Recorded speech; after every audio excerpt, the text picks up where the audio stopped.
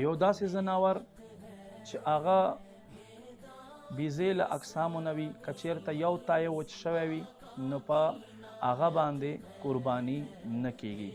او که چېرته غوا وي یا میخه وي یا اوښه وي، نو چونکې د غوا میخې او اوښې څلور تی وي، نو که چېرته په دې څلورو کې یو تی وچ شوی وي بیا قرباني پې باندې جایزه دی. خو که دوه تیې وچ شوي وي او دوه یې روغ وي نو بیا په داسې زناور باندې قرباني نه کیږي. او بیزې په اقسامو کې په ګډو کې چې یو تی هم وچ شي قرباني نه پې باندې کیږي.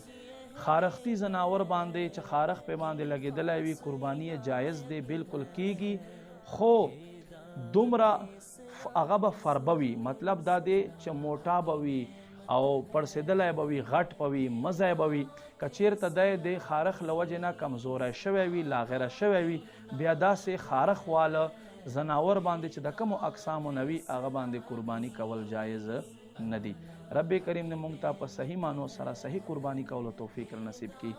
آمین بجاه النبی الامین صلی الله علیه و آله وسلم.